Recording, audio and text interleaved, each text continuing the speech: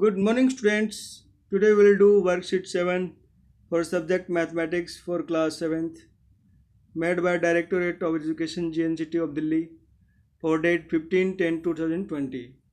Name of student right here, name of class teacher here. Today's topic is lines and angle. Let us observe the letter X. If we extend this line segment, then they know as lines. You find that these two lines cut each other at a point. Such lines are called intersecting line. Intersecting line के बारे में इसने बता रखा है कि intersecting line क्या होती हैं। अगर दो लाइन एक दूसरे को एक पॉइंट पे इंटरसेक्ट करें तो these lines are known as intersecting line. Okay, these lines are known as intersecting line. Next one is, let us observe the corner of your room. You will find angle between walls and floor is 90 degree. Hence we can say that if angle between two lines is 90 degree, then they are called perpendicular line. Perpendicular line क्या होता है, इसमें बता रखा है कि जब दो लाइंस के बीच में 90 डिग्री का एंगल हो तो उसको हम क्या कहेंगे, परपेंडिकुलर लाइन. इसको ऐसे भी हम बना सकते हैं, these two lines are perpendicular lines. Intersecting line का एग्जाम्पल यहाँ पे दे रखा है. ठीक है. Next one, do you observe the lines of a page of your notebook. Measure the distance between these two lines at two different position. What you will find, the distance is same at every position. Hence we can say these lines will never meet each other and such lines are called parallel lines. इसमें parallel lines के बारे में बताया हुआ है student.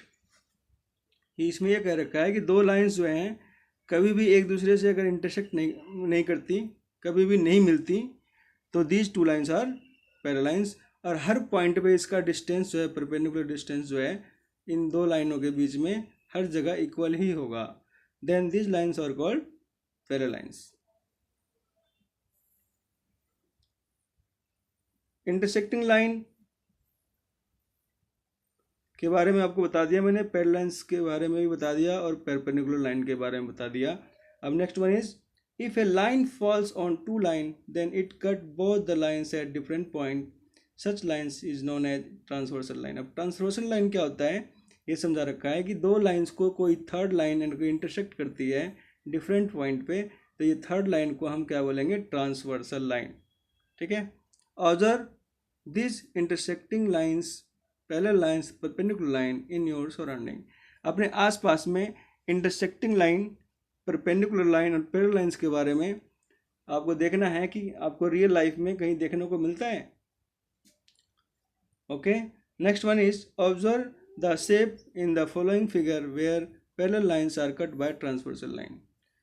Parallel lines, these two lines are parallel lines, these two lines are parallel line और intersecting by transversal. तो यहाँ पे जो हमारा शेप बनता है, यहाँ पे एफ शेप बन रहा है. ठीक है. यहाँ पे जेड शेप बन रहा है और यहाँ पे एक्स शेप बन रहा है. ठीक है. एफ, जेड और एक्स शेप के बारे में डिस्कस करते हैं. F shape formed are equal and called as corresponding angle. F shape में कोरस्पॉन्डिंग एंगल बनेंगे. ये वाला जो एंगल है और ये वाला एंगल कोरस्पॉन्डिंग एंगल, ये एंगल है और ये वाला एंगल कोरस्पॉन्डिंग एंगल. ऐसे ही इस साइड में यानी चार पेयर बनेंगे कोरस्पॉन्डिंग एंगल के. ठीक है. और इंटीरियर एंगल्स जो होंगे on same side of transversal, ये होगा इनका सम 180 डिग्री होगा. जेड शेप में क्या है, आपको अल्टरनेट इंटीरियर एंगल बनेंगे, अल्टरनेट इंटीरियर एंगल. इसमें अल्टरनेट इंटीरियर एंगल के दो पेयर्स होंगे, ये इक्वल होंगे जब लाइंस पैरेलल होंगी. ठीक है. Next one is, x shape में क्या होगा, वर्टिकली अपोजिट एंगल्स बनते हैं. ये वर्टिकली अपोजिट एंगल्स क्या होते हैं, ये इक्वल होते हैं. Let us do question number 1. Question number 1,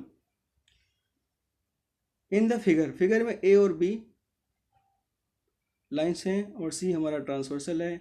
इसमें 1 2 3 4 5 6 7 8 एंगल्स दे रखे हैं. इसमें आपको कोरस्पॉन्डिंग एंगल के, वर्टिकली अपोजिट एंगल के, अल्टरनेट इंटीरियर एंगल के और pair of interior angle on same side of transversal के बारे में हमें बताना है. सबसे पहले कोरस्पॉन्डिंग एंगल. कोरस्पॉन्डिंग एंगल के यहाँ पे चार पेयर बनेंगे. ठीक है. जैसे मैंने बताया था एफ शेप में एफ शेप अगर बनाए यहाँ पे तो कोरस्पॉन्डिंग एंगल के 4 पेयर बनेंगे, ठीक है। 1 5 2 6। ऐसे ही इस साइड में 4 8 एंड 3 7। 1 5 2 6 4 8 3 7, ये 4 पेयर वर्टिकली अपोजिट एंगल के बन गए। ये आपका आंसर होगा फर्स्ट का। सेकंड में है, ये कोरस्पॉन्डिंग एंगल के थे, वर्टिकली अपोजिट एंगल के नहीं, कोरस्पॉन्डिंग एंगल के। अब second one is vertically opposite angle. Vertically opposite angle में क्या होगा,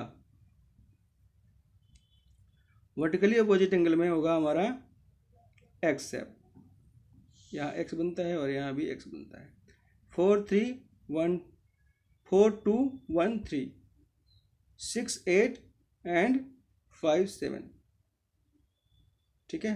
1 3 हो गया, एक 2 4 हो गया, या 4 2 एक ही बात है। 5 7 और 6 8, ये 4 पेयर बनेंगे, 4 पेयर्स बनेंगे वर्टिकली अपोजिट एंगल के। थर्ड क्वेश्चन था vertically alternate interior angle, not vertically alternate interior angle.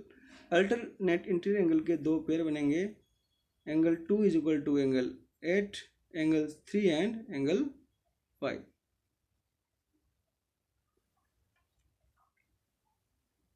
Alternate interior angle के लिए हमें क्या करना था, जेड शेप, ठीक है। तो 3 5 के 2 8 के, 3 5 के 2 8 के, ये हमारा थर्ड क्वेश्चन का आंसर है। फोर्थ क्वेश्चन है pair of interior angle on same side of transversal. Transversal के एक ही साइड, ट्रांसवर्सल के एक ही side 2 and 5 3 and 8, 2 and 5 and 3 and 8, ये हमारा फर्स्ट क्वेश्चन का आंसर है। सेकंड क्वेश्चन में है प्यारे बच्चों, dear students, P and Q are two parallel lines and third one is transversal. इसमें एक एंगल ही दे रखा है सिर्फ 125 का, और सभी एंगल्स को बताने हैं ABCDEF को। D हमारा 125, क्योंकि D और 125 क्या हैं, कोरस्पॉन्डिंग एंगल हैं। B और D कैसे एंगल हैं, वर्टिकली अपोजिट एंगल है। तो D1 25 का है, तो B भी हमारा 125 का होगा। F और D कैसे एंगल है, interior angle on same side of transversal, इसका सम 180 डिग्री होता है। तो यहाँ हमने D की वैल्यू 125 पुट करी, इसका साइड चेंज किया तो हमारा आया माइनस करने पे 55 डिग्री F की वैल्यू। नेक्स्ट है E और F इक्वल एंगल हैं। E और F कैसे एंगल हैं, वर्टिकली अपोजिट एंगल हैं। F हमारा 55 का है तो ये भी 55 का होगा। A और F कैसे एंगल हैं, A और F कैसे एंगल है, ऑल्टरनेट इंटीरियर एंगल हैं, ठीक है। तो ये एंगल्स इक्वल होंगे क्योंकि टू लाइंस क्या है, पैरेलल हैं, ठीक है। तो हमारा F हमारा 55 डिग्री का था, तो A भी हमारा 55 डिग्री का होगा। C और A ये वर्टिकली अपोजिट एंगल है, C और A वर्टिकली अपोजिट एंगल है। A हमारा 55 डिग्री का है तो C भी 55 डिग्री का होगा। तो बच्चों ये क्वेश्चन सेकंड भी हमारा ये कंप्लीट होता है। थर्ड क्वेश्चन है if two lines intersect each other then how many angles have been formed। तो यहाँ पे मैंने 2 लाइन इंटरसेक्टिंग बना रखी हैं, यहाँ 4 एंगल बनेंगे, एंगल 1 एंगल 2 एंगल 3 एंगल 4। तो यहाँ इसका आंसर हो जाएगा 4, यहाँ पे मैंने लिख रखा है 4, ठीक है। तो इसका आंसर 4 हो जाएगा।